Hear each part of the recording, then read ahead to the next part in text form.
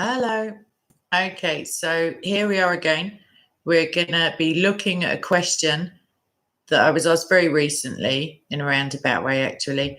So we're going to look at, is temptation sinful? In other words, is it a sin to be tempted? So we're going to have a short answer and a longer answer. The short answer is no, it's not. We know that for sure because we know that Christ was tempted and yet he is without sin. So that's the short answer. No, it's not. But now we're going to look more into it and see what else we can draw out of the question. So a reference for Jesus's temptation is Luke 4. And Jesus, full of the Holy Spirit, returned from the Jordan and was led by the Spirit in the wilderness for 40 days, being tempted by the devil. And he ate nothing during those days. And when they were ended, he was hungry. So we know for sure, as I said, that Christ was tempted.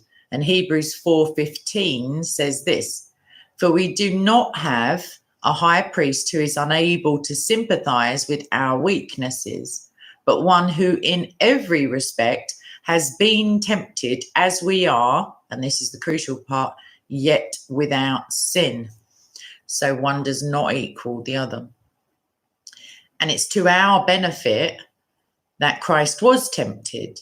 So having taken on flesh, having taken on humanity, becoming a man, and experiencing temptation himself, and that's a greater temptation than we in our day-to-day lives will ever experience.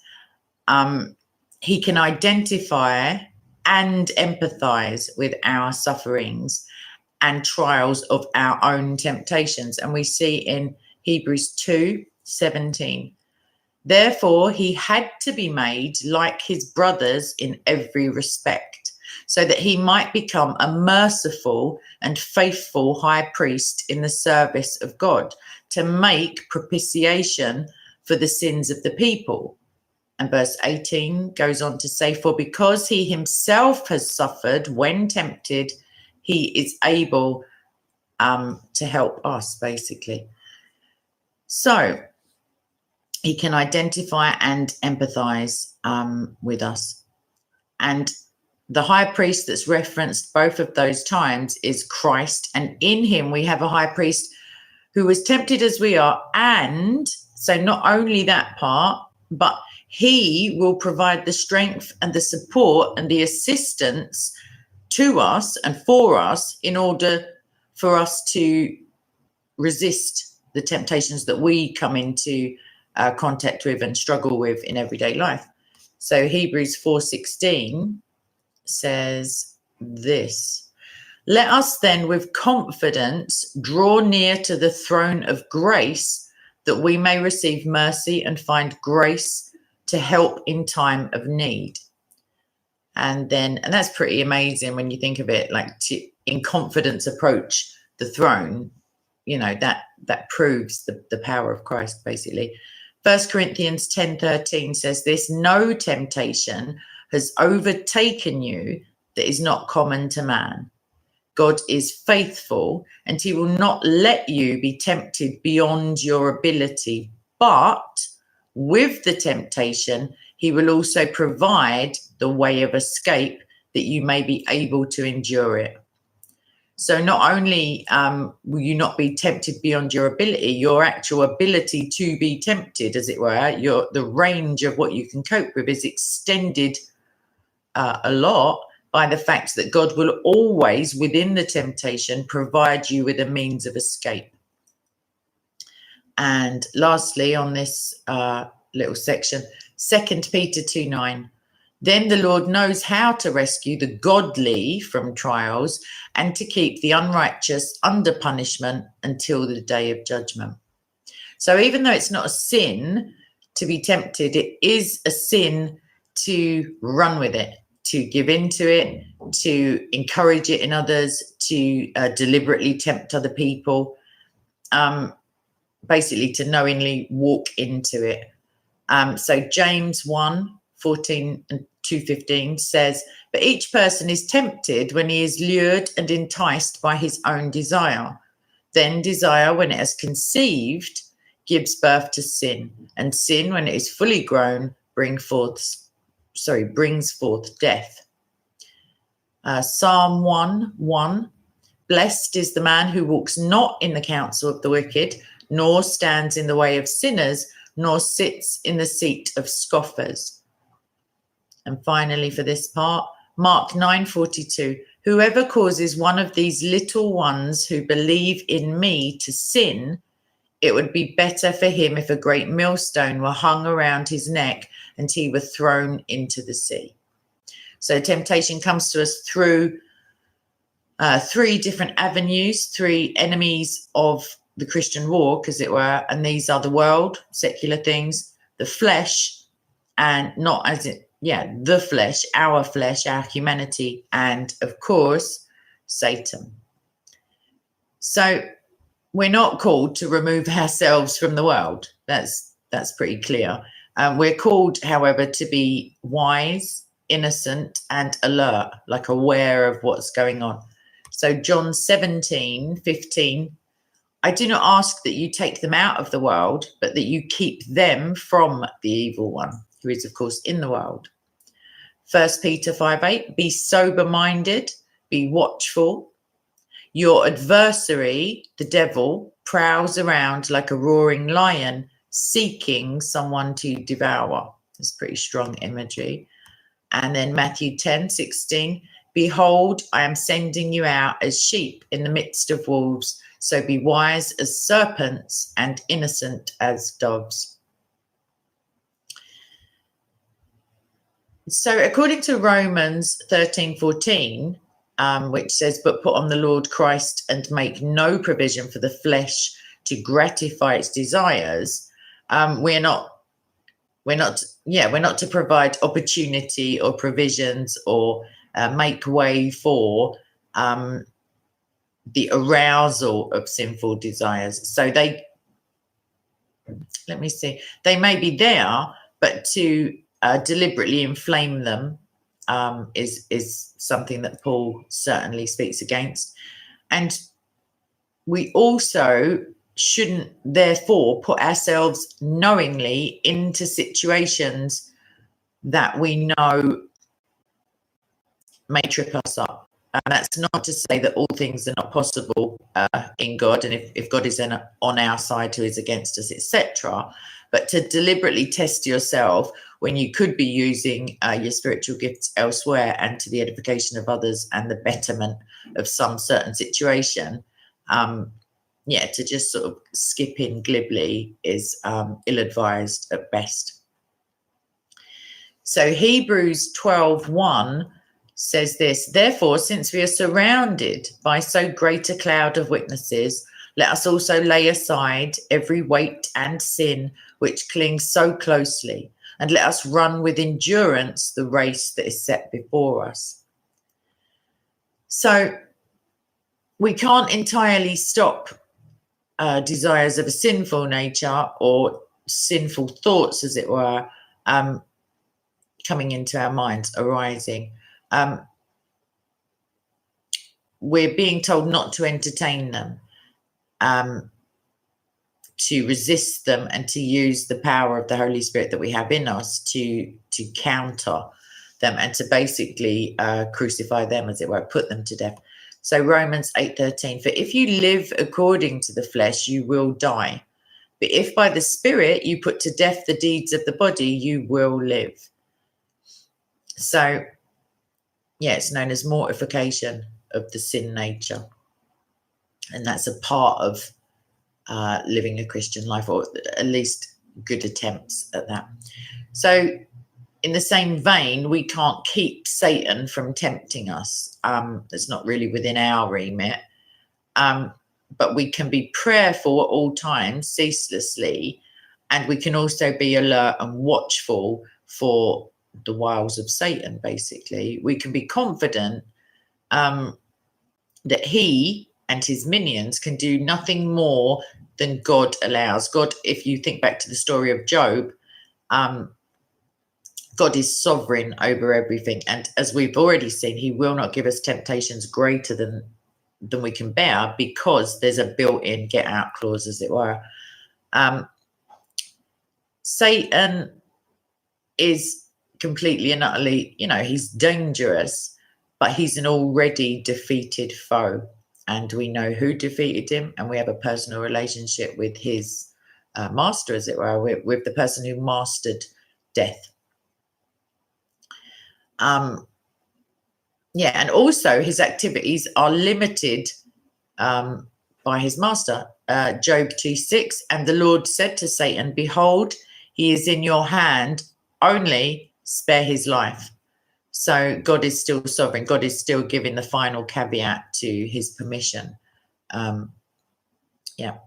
So, however, we should not invite temptation as a means of putting God to the test, obviously. And within that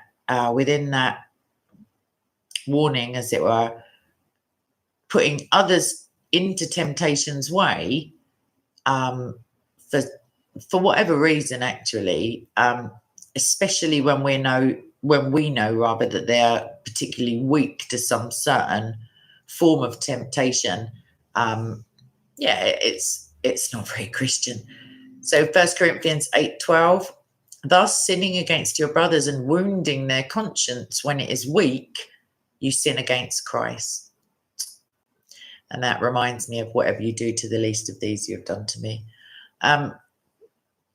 So to summarize, to wrap all of that up, if that's possible, being tempted in and of itself is not a sin. The absolute concrete proof of that is the temptation of Christ in the wilderness.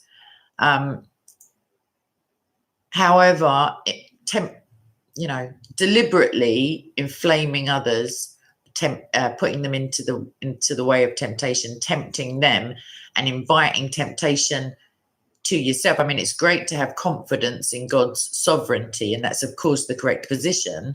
However, arrogance is subtly different from confidence, obviously. So don't invite temptation as a means to test yourself and to test ultimately God, because why?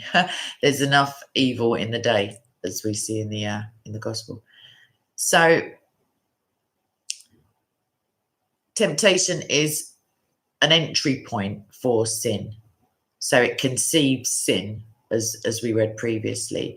And we don't want to, if it's a doorway to sin, we don't want to be hanging around the doorway either. We don't want to be unguarded against these things, and we don't want to entice other people to stand around this analogy doorway either. So Proverbs 23:19-35 says this: hear, my son, and be wise, and direct your heart in the way. Be not among drunkards or among gluttonous eaters of meat, for the drunkard and the glutton will come to poverty, and slumber will clothe them with rags. Listen to your father who gave you life. So, by the way, I just say that where it says direct your heart in the way, Christianity at the time of Christ was called the way. That's, this is Proverbs, it's Old Testament, but just an aside, as it were. So temptation can lead to sin, and it does lead to sin, depending on where it's caught, kind of like an illness. It can lead to it's progressive, basically, and not in the liberal sense, although both are a bit shady. So, so it's best to guard yourself against even the instigator or the doorway to sin, if it's possible, although it's not always going to be possible. And rest assured that when you're in genuine need, that which you ask for in the name of Christ will be given to you. And also you can rely upon the Holy Spirit to convict you of sin once it's happened, but also to forewarn you and to help you maintain an alertness to dangerous situations. So, Christ encouraged an extreme aversion to sin, because I think that oftentimes mankind doesn't, I was thinking about it recently, and I was reading something that was examining, is one lifetime of sin, does that marry up with an eternal punishment in hell? And if potentially from our perspective, it doesn't seem like a fair payment. However, if we review it, if we look at it through the perspective of God, how God sees sin and how detestable and outrageous literally it is to him, then we're able to view it slightly differently. And Christ, although fully tempted, still, it's better to pluck out your eye, even though that is analogous talk. It's still very strong language, and it's still drawing a pretty clear picture that you may not be able to see clearly if you've just ripped out your eye, basically. So, yeah, we get a new heart of flesh, and we also are called to take captive our thoughts and to conform them to the image of Christ. So that's tacitly letting you know that you won't cease to have sinful thoughts, but it's what you do with them once they're present. So yeah, just accepting Christ doesn't mean that you're then free of any temptation, because even if aspiring to perfection allowed you to be free from sin, free from temptation, Christ would never have been tempted, and he was, because in order that he would not be ashamed to call us brothers and sisters. So yeah, I think I kind of wrapped it up. I'm going to end with this. I'm not going to end with this because this is pretty scary, but if your right eye causes you to sin, tear it out and throw it away. For it's better that you lose one of your members than that your whole body be thrown into hell. And if your right hand causes you to sin, cut it off and throw it away, because the same, basically, because it's better for that to happen. I tell you what I think is actually better to happen is that you take all of your worries and fears and anxieties around this and any issue to the Lord in prayer, that he's already aware of them. But if you ask for strength, and if you ask for wisdom, and if you ask for patience, and if you ask for peace, and if you ask for, all like various fruits of the Spirit, you're in a much stronger position to be able, even if you are stood somewhat near to the door, to be able to slam it firmly shut, as it were, on the manifestation of sin through temptation. So I hope I haven't, I hope I've spoken all of the things. There are numerous verses that I could have called upon, but those are just some of them. And I hope I answered the question that was asked yesterday. And if I haven't, please do follow up questions in the comment section. And yeah, that's about it for me. I will see you very soon. And in the meantime, don't forget to say your prayers. God bless you. Bye-bye.